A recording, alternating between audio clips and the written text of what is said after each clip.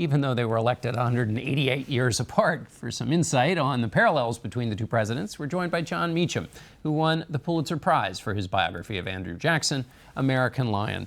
Welcome, John. The president really is fond of President Jackson. Where do you how do you look at the parallels between the two? Well, you know, presidents look back for inspiration, but more often for sanction. They want to be able to say that this is a verse in a hymn that's been sung before. And so what I think President Trump, as the most unconventional president in our history, which I think he would embrace, is looking for is some historical parallel that I think grounds him to some extent in the experience of the country. And actually, it was Steve Bannon who put Andrew Jackson in the conversation after the election. Right. And my own sense is that Jackson was a rabble-rouser. He fought duels. But one of the things about Jackson is he always fired the second shot. It was often observed of him. You know, once he was in a duel over his wife, and he let the other man shoot him. His boot fills with blood, but then he shoots the other man dead. He always waited for the second chance.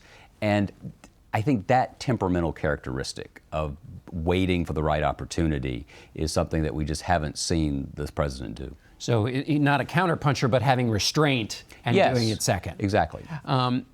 On this, when President Trump has compared himself to President Jackson, and sanction is the perfect way to frame it, he has connected himself with the upset that Jackson created with elites. He is right about that. I mean, in terms of shaking the window panes in Washington. But to paraphrase Hamlet, context is all. The first 6 presidents of the United States were either Virginia planters or Adamses from Massachusetts. And so Jackson comes from the lowest rungs of white society. He opens up democratic possibilities, lowercase d, for white people, white men of his type. But he had been a lawyer, a prosecutor, a judge, a senator, briefly the governor of Florida. Rachel hated the mosquitoes, so he moved back to Tennessee. He had run for president in 1824. He had accepted the result, though he had won the popular vote. He did not win the plurality, the electoral vote. And then he ran in 1828. So he was an experienced, and he was a general, obviously. So he was an experienced figure. He wanted to shake up things. He believed that was his platform. He believed that he was and he was the first president to put it this way, that he was the only directly elected representative of all the American people. And so all this does begin to sound, as Mark Twain once said, or reputed to have said, that history may not repeat itself, but it does rhyme. But he had an experience. He had governmental experience. He understood that. And I really think what's critical in my mind is, and we haven't seen this with President Trump yet, is does he understand how to use his own weaknesses? Can he make his vices virtues? Jackson knew that the world thought he was a crazy man. So once a delegation came to the White House, during the bank crisis, they wanted relief, and he starts pounding on the table and he says, "There's no money here, I'll hang you all." They all run out of the room. As the door shuts, he turns to his chief of staff and he says, "Didn't I manage them well?" He knew how to use those weaknesses to become strengths. We just haven't seen that with President Trump. And what about Jackson's sense of himself? I was struck when Steve Bannon, the president's top aides, talked about Jackson. If you look at Jackson's inaugural address, Bannon did this around the inaugural address, Jackson fit himself in the constraints of the office. I mean, he recognized limitations, that restraint you were talking about. He was a Jeffersonian, he wanted to be a Jeffersonian Republican. The key thing about Jackson is he was complicit in 2 of the great original sins in American life: African-American slavery, Native American removal.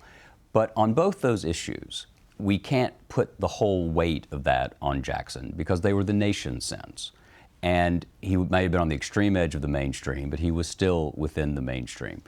To me, the great lesson of Jackson is that he believed in the Union. He believed his mother and his brothers had died during the Revolution. He'd been a prisoner of war as a young teenager during the Revolution. He really believed that his family's blood, in many ways, had sanctified the Union, had made it sacred. And he referred to us as one great family. He believed that we would have to fight.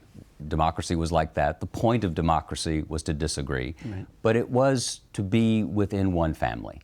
And to that end, I believe he had a broader vision of American unity than President Trump has demonstrated yet. One hopes that President Trump, in studying and looking at this, he will do so, and not just take the parts of Jackson that are convenient to him, which is the kind who didn't like the press, although that doesn't separate him from many presidents, does it? Exactly. And the tough guy. Jackson was a tough guy, but he was tough in the service of, in a very shrewd and strategic way most of the time. We have not yet seen whether this president can be shrewd and strategic. We have about 20 seconds left. What advice would Jackson give this president in terms of if he were to come back through the mists? Fire the second shot.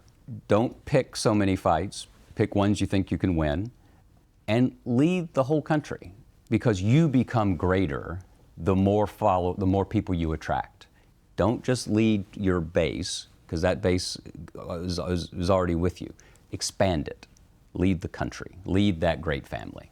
All right, Jon Meacham, thanks for taking us back to the 18th century and tying it to today. We really appreciate it.